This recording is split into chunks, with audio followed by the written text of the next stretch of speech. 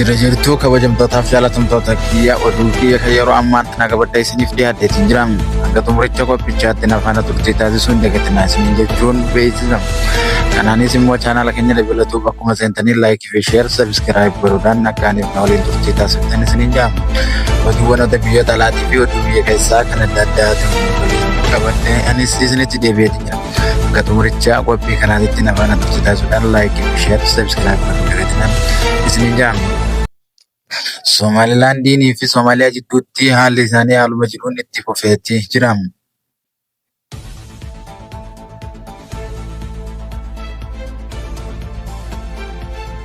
Lammiileen Itoophiyaadhaa biyya alaatirraa gara biyyaatti deebifaman hedduun ni jiru jechuun guyyaa har'aan tanaaf beekaman. Lammiileen kunis nagayaan gara biyya isaaniitti galuun mirkanaa'e.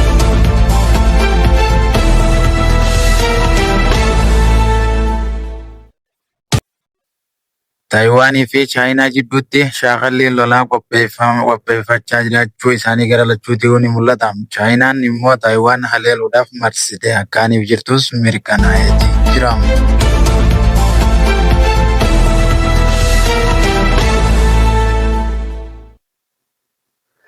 Baaburri Itiyoo Jibuutiidhaa yeroo hedduudhaaf sa'aatii tursiisaa ture jechuun himatamu amma immoo saffisa sa'aatii isaa akkaaniif dabalee jirus beeksiseeti jira.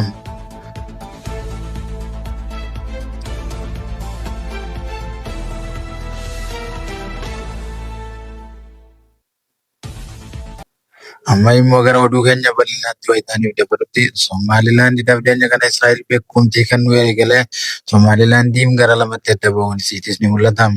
Somaalilaandii keessatti godina Awdal jechuun kan beekamu takka uumama magaalaa Booramaatti kanneen jiraatan guyyaa kaleessaa gadi bahuudhaan alaabaa Falastiin ol qabaatee jiran.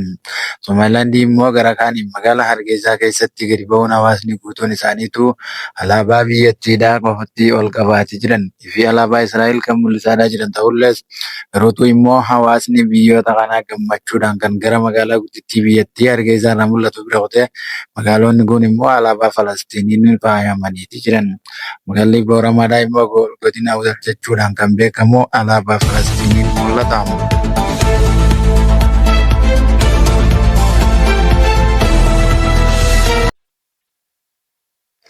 Lammiileen Itoophiyaadhaa biyya alaatirraa Suudii Arabiyaa irraa gara biyyaatti galuun isaanii dhagahame. Lammiileen kunis kanneen daa'immanii fi akkasumas dubartii fi dhiirri waliin jiran ta'us lammiileen kun yeroo hedduu kan Suudii Arabiyaa turan gara biyya isaaniitti deebifamuun isaaniitis dhagahameeti jira. Daa'imman 14 dabalatee lammiileen Itoophiyaa 2,000 ol Suudii Arabiyaa irraa gara biyyaatti deebi'an. Ministeerri dhimma dubartootaa fi hawaasummaa Itoophiyaa lammiileen Itoophiyaadhaa kunneen Suudii Arabiyaa irraa gara biyya isaaniitti deebi'an haala yaaddeessaa keessa kan turan 2,360 takka torbee darbe keessa gara biyyaatti deebi'uu isaanii beeksiseeti jiran. Lammiileen biyyaa kun barri haaraan kan eegalus ta'us xiyyaarri marsaa 11 oliin gara biyyaatti kan deebifaman yooniif ta'anis isaan keessaa dhiirota 2,216 yoo ta'u dubartoonni 131 fi daa'imman 14 ta'uu isaaniitis mirkaneessaniiti jiran. Kana malees kanneen biraattis deebi'aniiti jiran jechuun beeksise. Kanneen deebi'an keessaa 117 namoota umriin isaanii waggaa 18 gadi ta'us ministeerichi beeksiseeti jira. Lammiileen kun ofirraa deebisuufis kan quuqaman ta'uu mirkanaa'e.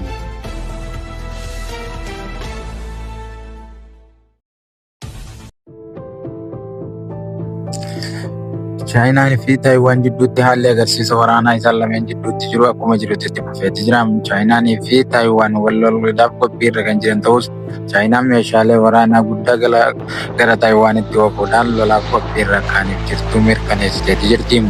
Chaayinaa fi Taayiwaan yeroo hedduufis kan walitti gaarreeffachaa turan dhiyeenya kana erganiif pirezidaantiin Israa'el Netanyahuun gadi ba'ee Somaalilaandiidhaaf beekumtii kennuu eegalerraa ka'e.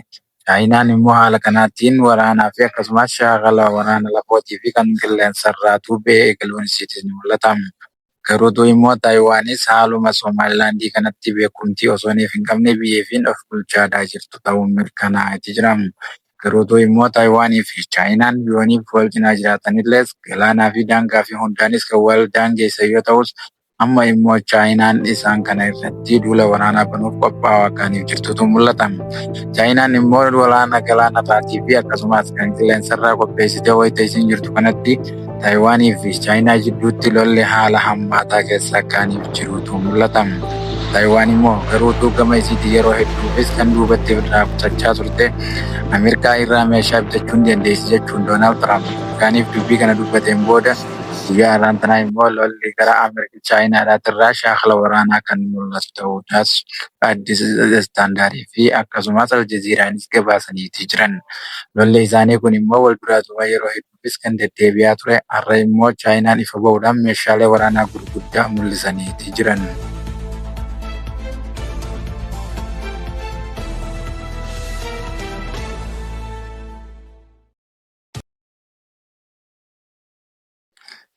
Ministeerri geejjibaa fi loojistiikii saffisa tajaajila geejjiba baabura Itiyoo Jibuutii dachaadhaan guddisuudhaaf akkaniif ta'es ibseetii jira.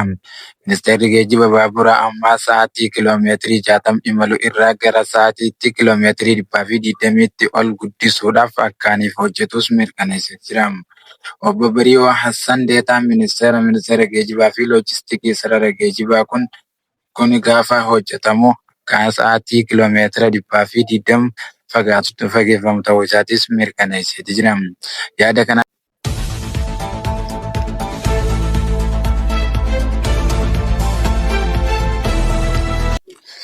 Gamtaan Araba Imireetota buqqaatota baha Afrikaa keessatti jiraatan garaagaraa gargaaruudhaaf qophiilee jechuudhaan tumsa maallaqaa doolaara biliyoona 8 ol arjoomuu isii beeksisteetii jirti. Dhaabbanni gargaarsa Gamtaa Araba Imireetotaa jaarmayaa gargaarsa namoomaa Noorweejiyaan jedhamuu fi reejiyoon Noorwees kan jedhaman Riibokooliin waliin baqattoota baha Afrikaa keessa jiran gargaarsa dhiyeessuuf waliigaltee isaanii mallatteessanii jiran. Gargaarsi kun biyyoota baqattoota simatanii fi kanneen akka Itoophiyaa, Ugaandaa keessatti hawaasa baqattoonni qubsiifaman deeggaruun ni oola jedhamee kan mirkanaa'e ta'uun isaatis ni yaadatama. Waliigaltee kanaanis hoogganaan loojistiikii fi dhaabbata gargaarsa Gamtaa Imireetota Arabaa Rashiid Saalemiyaanii fi akkasumas Al-Shaamis barreessaa jaarmayaa gargaarsa Norwee kan ta'an waliigaltee kana mallatteessaniiti jiran. Akkaataa waliigaltee kanaatiinis Gamtaan Araba Imireetota biyyoota baqattoota qubsiisan kanaafis gargaarsa doolaara biliyoona 8 akka dhiyeessitu seerteetii jirti. Wayita kanattis UN baqattoota baha Afrikaadhaa sababa lolaatii fi akkasumas sababa adda addaatiin buqqa'an qe'ee isaanii irraa deebisanii qe'eetti dhaabuudhaa fi akkasumas wantoota adda addaa isaan barbaachisu maraanuu cinaa dhaabbachuu isaaniitis mirkaneessaniiti jiran.